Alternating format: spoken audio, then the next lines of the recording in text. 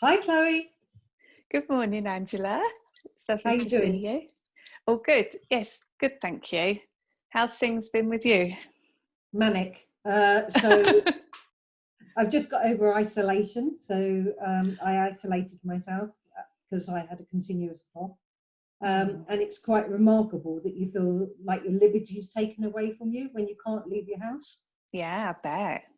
And it makes you think how more important houses are to you. But you're all okay. I'm all okay. I'm back to work. I'm back to you. Good. Oh, well done. So have you been able to carry on your uni online during that time? Yeah, so we have lots of online lectures all the time, every day, but usually we have studio days on a Monday and a Thursday. And that's the only thing that changed, and I was able to do that online instead of going in. Oh, that's good.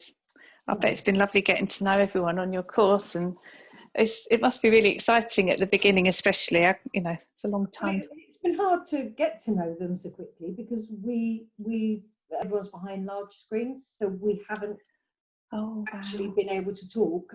So yesterday was the first day we've got a WhatsApp group, so now we're starting to get to know each other's personalities and things through that.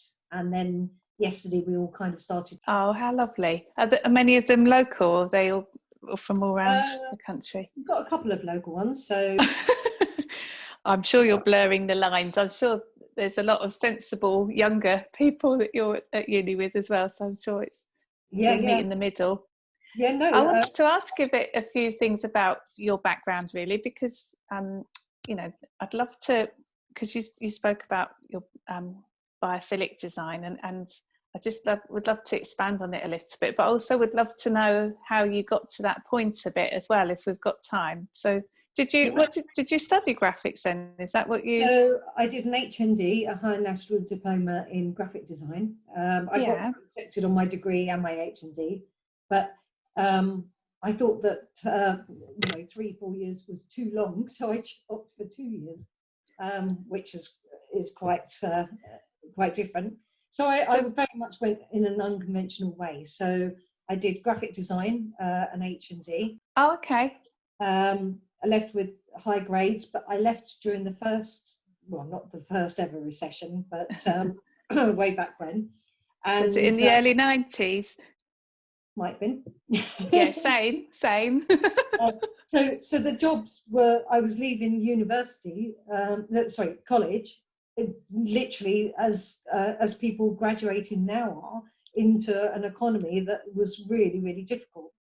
So I worked in London doing graphic design, but I was getting up at 5 a.m, getting home at 10 p.m. Did it take you long to get that first job when you first came out of college? Yeah, so you come out with an expectation of what you're going to earn and what you've been told you should charge out at, which people find really hard when you leave college or university. But I was luckily offered a job doing all the labels and things for Heinz baked beans. Really? In London. However, I was with my ex-husband then, and we weren't married, but we were together.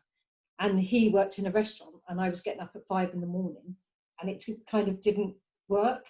So completely on different times. Yeah, so then I got a job at Pizza Express as a manager, and then opened up lots of Pizza Expresses, and then the Tunbridge Wells one I started to do the design as well, which is good. Oh, cool.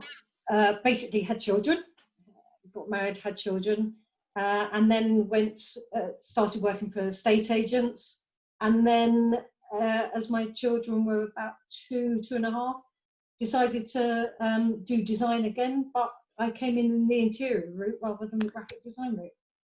So, and I bet that decision back then when you went to graphics, it could have gone anyway, because I know that when I had to make that choice of, fashion, graphics, textiles, furniture, interiors, it's like, oh my God, I don't know what to do. You're so young. Each other, don't they? And I'm learning very much doing architecture now, that it's all shape, form, colour, light, texture. you know, emotion, things like that. So any design influence can take you through to that.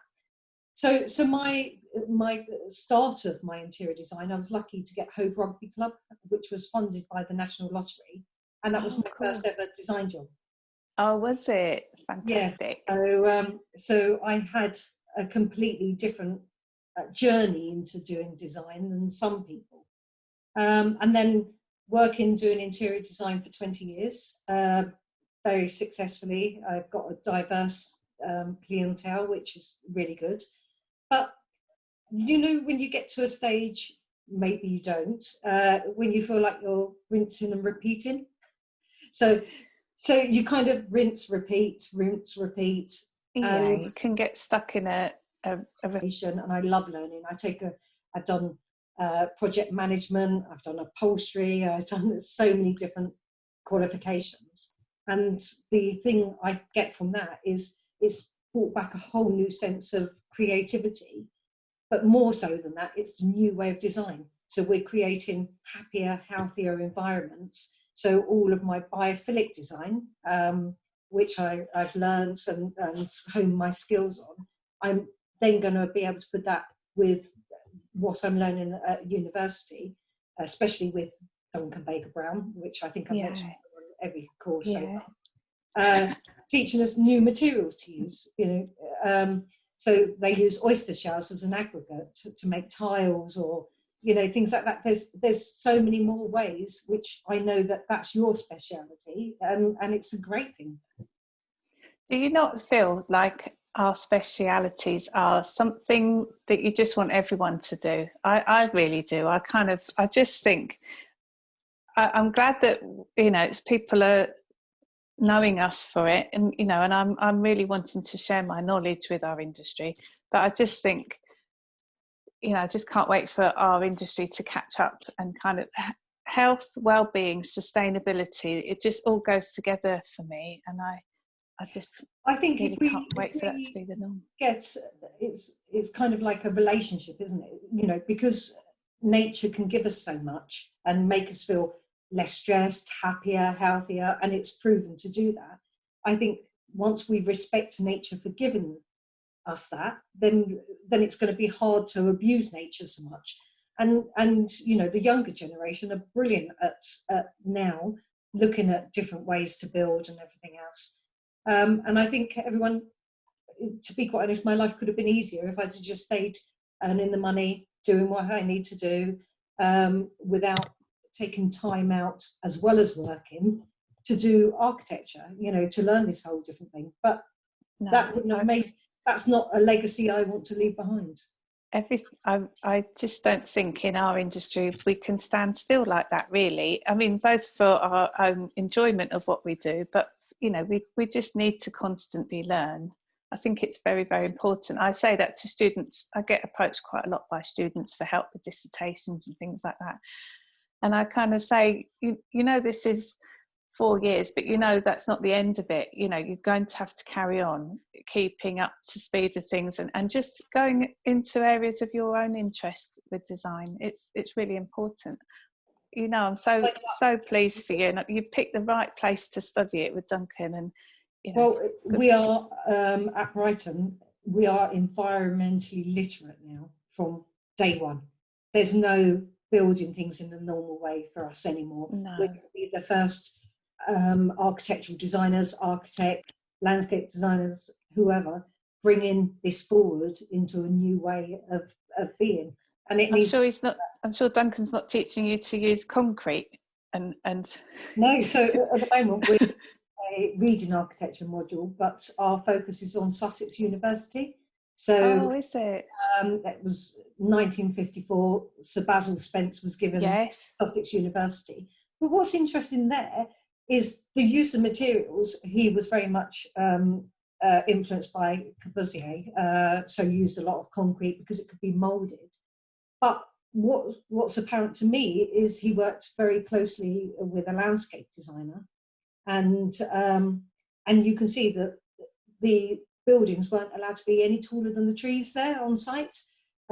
They've looked at how the light goes in, the biodiversity. So although the materials were new exciting materials then because of what they could do with materials, they were still looking at the landscape and how we live in nature for the university campus. I know Sussex University so well because my mum worked there for 30 years and I went to the play scheme there as a kid, and my school was over the road, and I'd never thought of it as a biophilic example, but you're absolutely right. And they've even got, you know, they've taken the water out now, but you know, they've got lots of water in that first, is it Sussex House that you're going to first? Yes. And I love the use of brick. It's a really unusual campus, isn't it? I don't know about how they've added on to it though. That doesn't look. We're looking at very much how it was built and why it was built. But we're also then, with our lecture, our materials lecture from Duncan Baker Brown, it's, well, how would you rebuild that now? What materials are you going to build? Say, which is a building there. How would you build that, which is now concrete and brick, in 2020? So we've now, that is our first module. So brilliant, love it. Have you ever been in the meeting house there? No, I've only Google Earth. You've seen photos. When you can go, it's concrete, but the windows, it's just beautiful. It's a really special place. Definitely make a beeline for it when you can. It's a great place to visit. And architecture and design should be more about. So I'm doing a home office in Woodmancote, just down the road from my office, and it's set in lots of beautiful land and everything else. But the first thing I did was look at the biodiversity. So there's a tree to the south. So I orientated the building with the tree to give shade and shelter. It's an evergreen tree, so it will stop the sun shining in so brightly. I've orientated the windows opposite each other so we get thermal comfort, which in biophilic design, you choose what your intent is right at the start. So for a office environment or an education environment, I would look at how to cognitively stimulate your mind, but also how to relax and be stress-free as well. So the way we've looked at the natural light and the way we've looked at the thermal comfort and everything else is very much influenced from the inside outside. It's so important, and it's great that it's been spelt out to us. You would think we would intuitively, instinctively be doing things like this, but we do have to sort of learn this way, you know, and remember. It is an intuitive and instinctive thing. Biophilic design very much is something that everyone can do. The difference is you build a framework. So you say, what is my intention right at the start? Is it for Chloe's blood pressure to be reduced? Is it, you know, I've been working with an architect company in Brighton on an assisted living scheme. So I did all the design research recommendations, and I very much looked at dementia. So dementia, the way you move around a space, your wayfinding, but also, you know, they see colour in a different way. So instead of having a white door with a white door frame and white skirtings and white walls, spatially they will get lost in that space. So you have to do a different colour, like door frame, door, floor.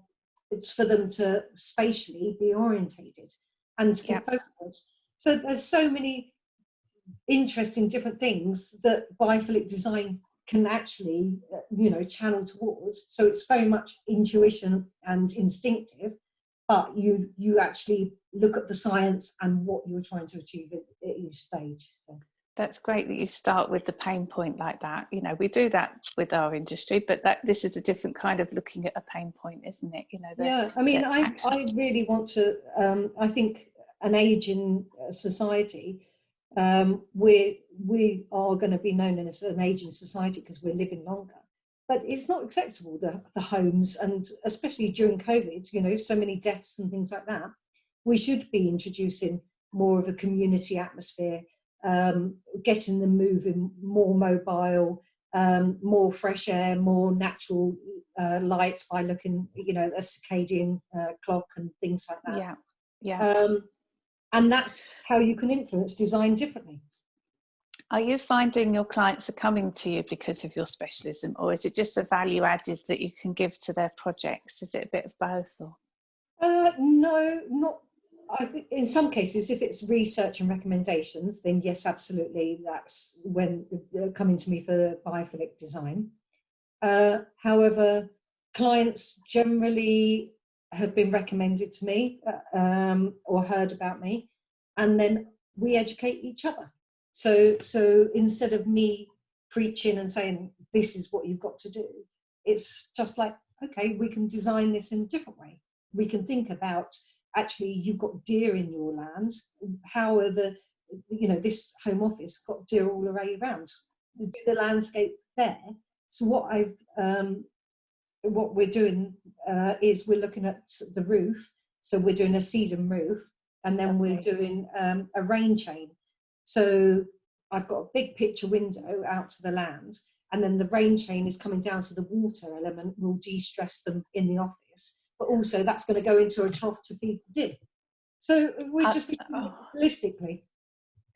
I was going to ask you about this because from my angle, I mean, I know you know far more about biophilia than I do, but to me, this connection of nature, I think, should not exclude animals and should not exclude water, because all we ever hear about is greenery and biophilia, but to me, it's much more than that. And I get that all the time. In fact, an architect I worked for, I showed a part of an interior scheme where it didn't have any greenery, any vegetation at all inside. And he said, how's this biophilic?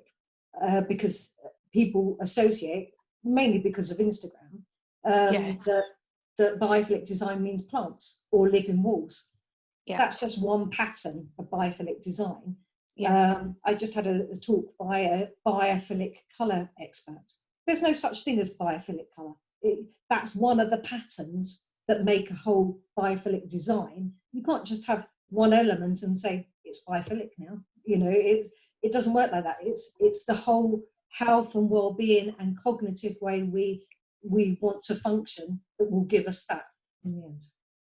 It's you know, I do hate trends. I really do hate trends. And when I hear people say this trend of biophilia, it really makes me cross, because again, it should just be our way of working. You know, it's not a trend. You can't have a trend like this and then take it away.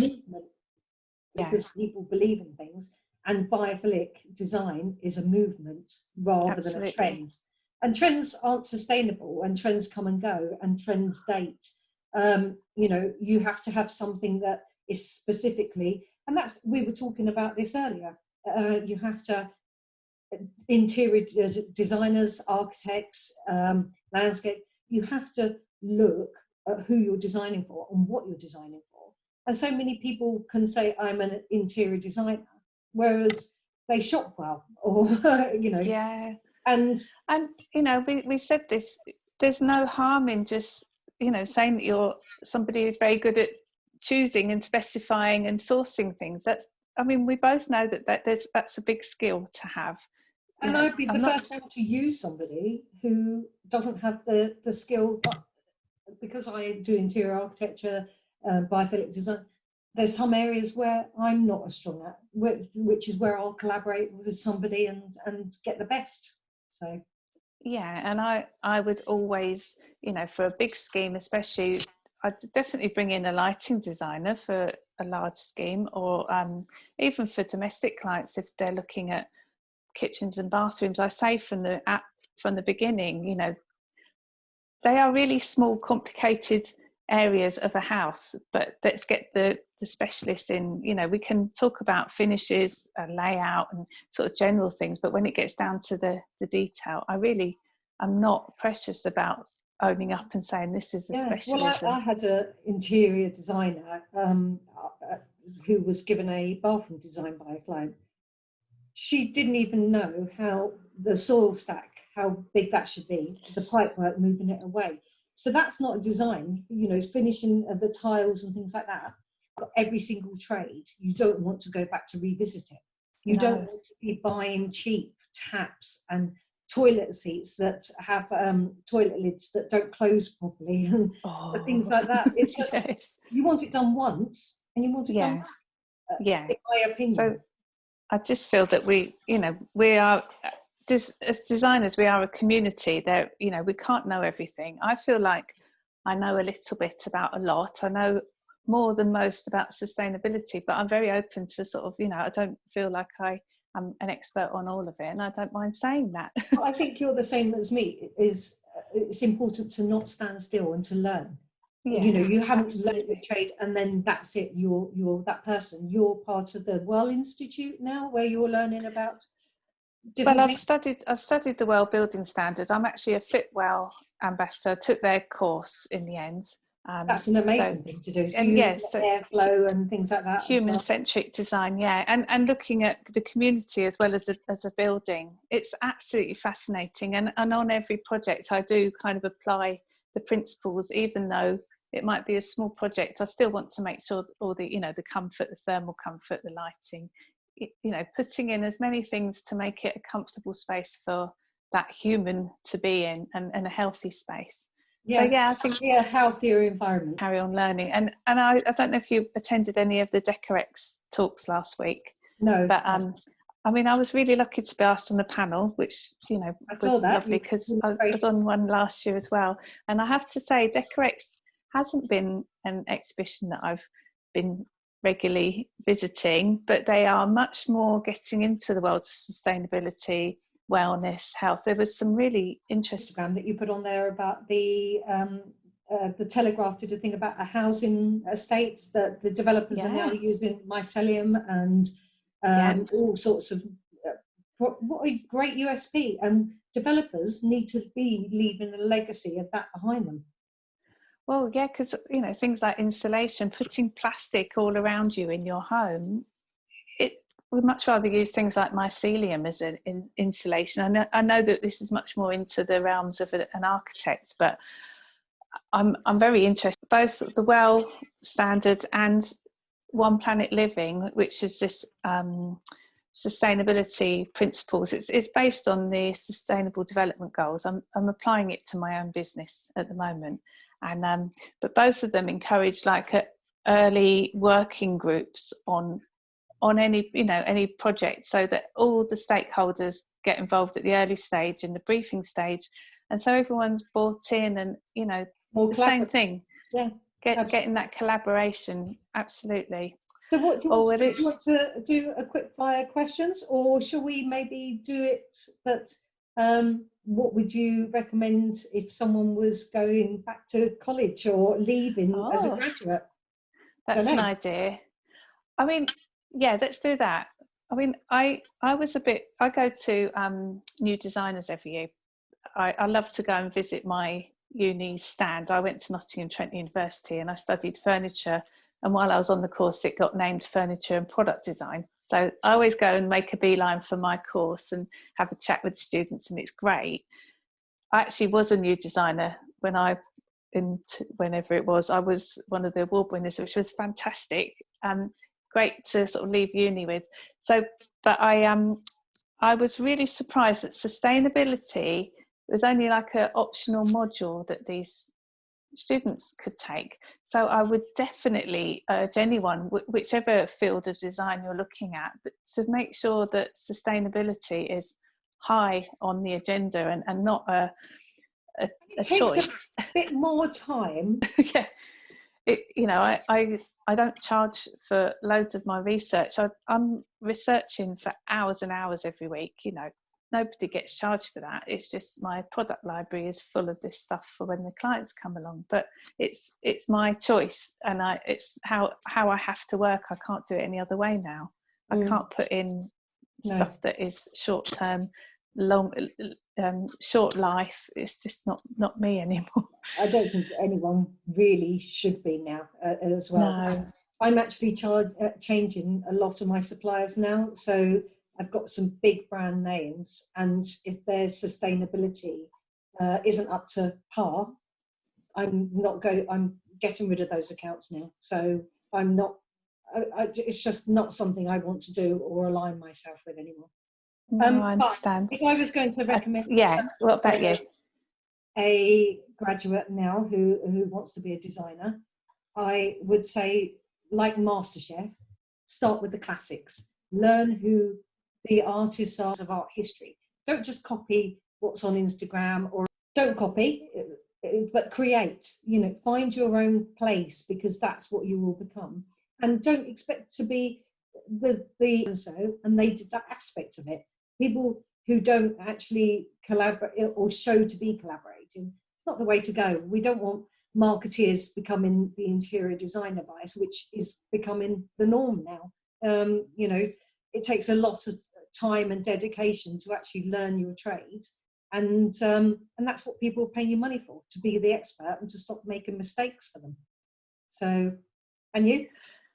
Yes, but also just to add, this whole the classics, and I'm really happy that I didn't go to uni in the time of internet, and we had to go and just spend hours in the library and really learn about you and all I those didn't have architects. mobile phones. So it was kind of which I just remember being in the library all evening, and kind of it.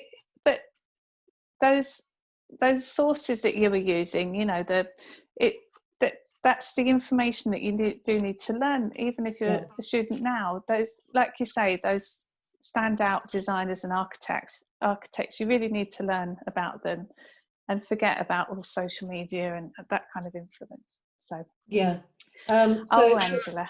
Yeah, so I think we're done for this week. So I could really ask you loads more about biophilia, and I think we'll save it for I'll keep chipping away at it with you. But thank you for what you've gone over, because it's so lovely to hear about it and learn from you.